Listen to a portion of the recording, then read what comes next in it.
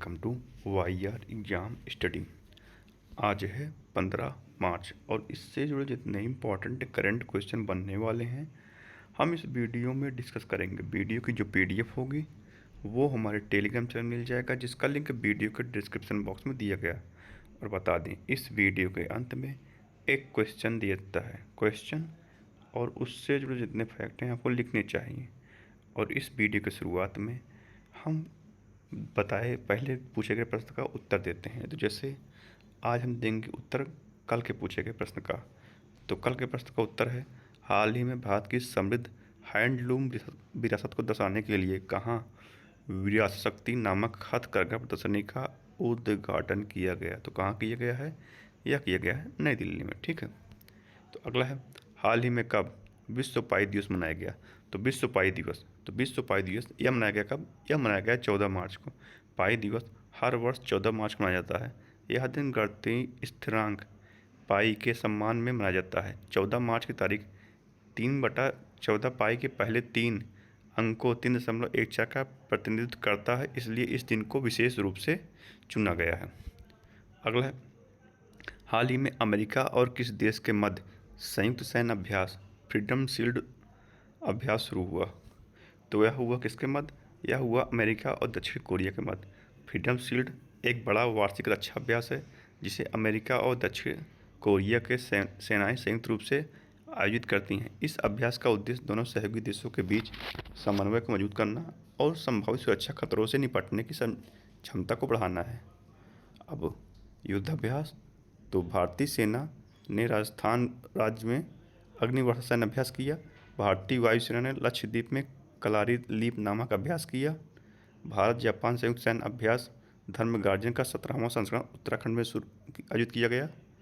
भारत और अमेरिका संयुक्त विशेष बल अभ्यास वज्र प्रहार का 16वां संस्करण हिमाचल प्रदेश में आयोजित किया गया। राजनाथ सिंह ने मिलन 2026 अभ्यास के 13वें संस्करण का उद्घाटन किया।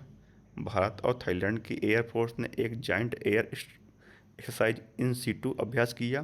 राजस्थान में एक्सरसाइज वायु शक्ति का आयोजन किया गया।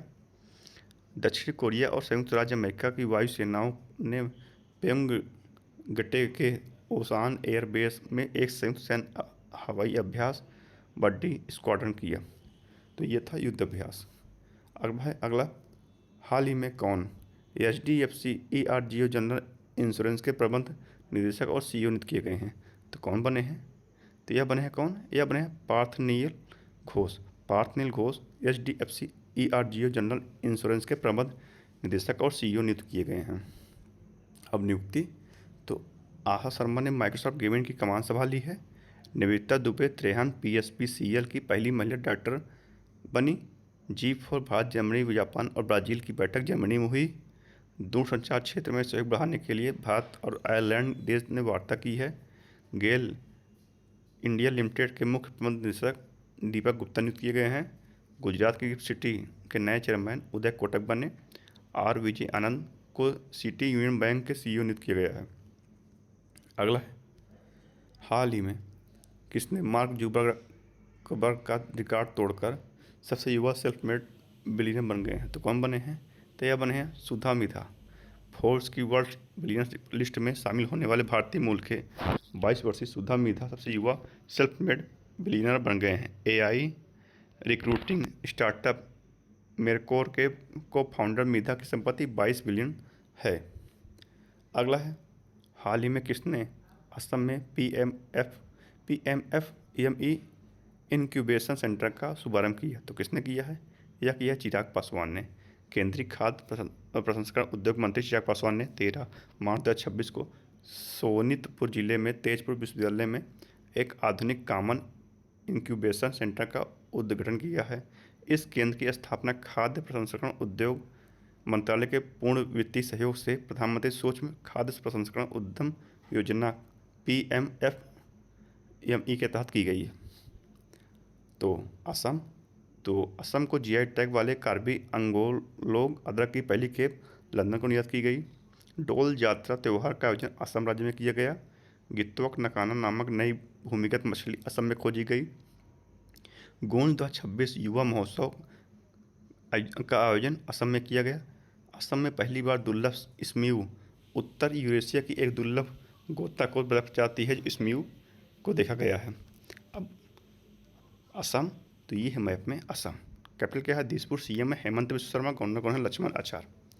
तो असम के काजीरंगा नेशनल पार्क में एक सींग वाला गैंडा पाया जाता है।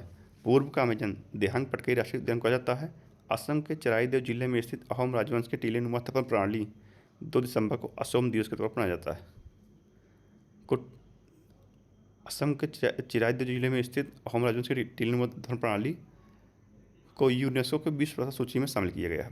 अगला है, हाल ही में वैश्विक credit rating agency Fitch ratings ने वित्तीय वर्ष 2025-26 के लिए भारत की जीडीपी वृद्धि दर का अनुमान बढ़ाकर कितने प्रतिशत कर दिया है?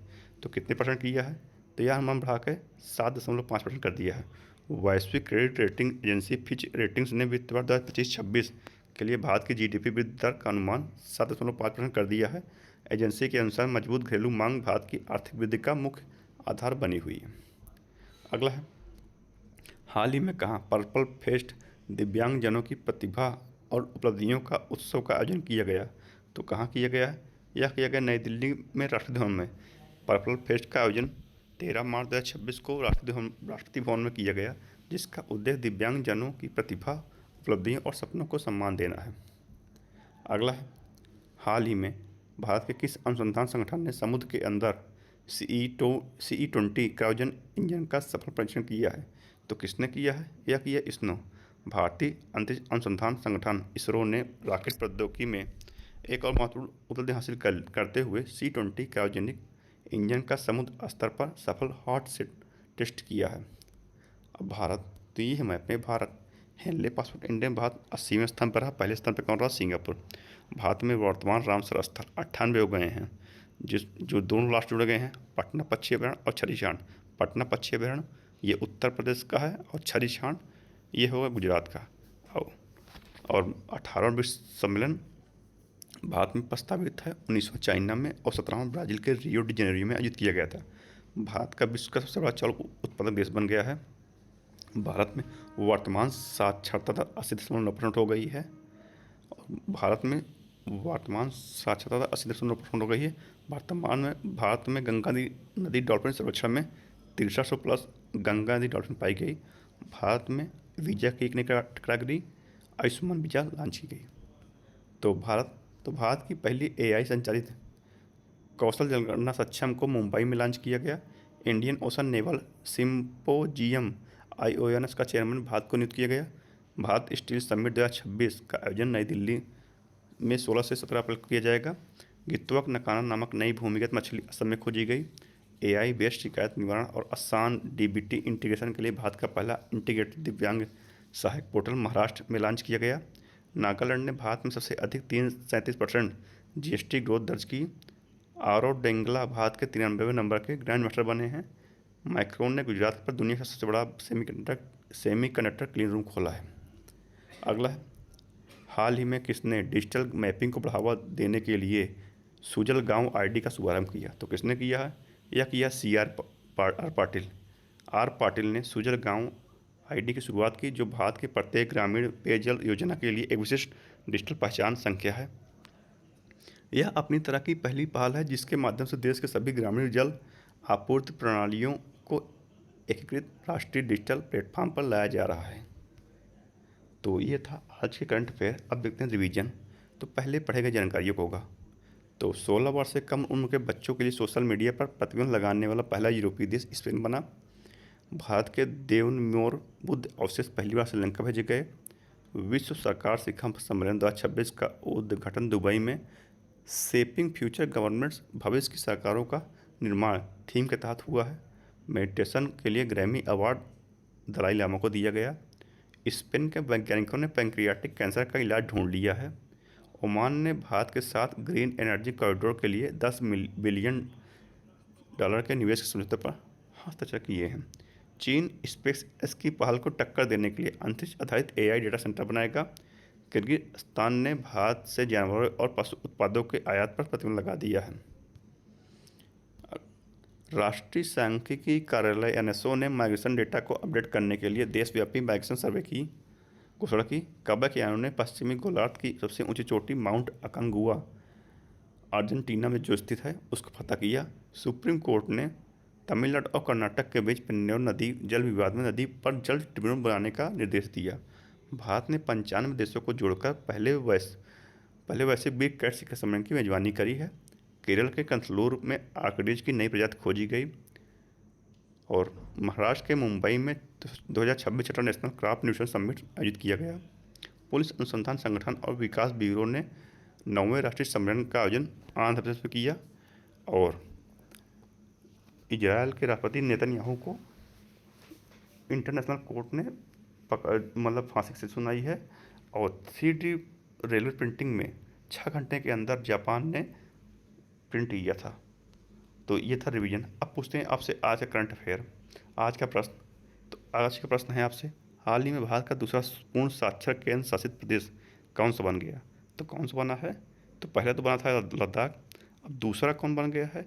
और वर्तमान में कितने पूर्ण साक्षर राज्य हैं, केंद्र शासित प्रदेश हैं, सबको लिखना है आपको। तो आज की इस वीडियो में इतना ही। अगर वीडियो पसंद आए तो लाइक शेयर सब्सक्राइब कीजिए। धन्यवाद।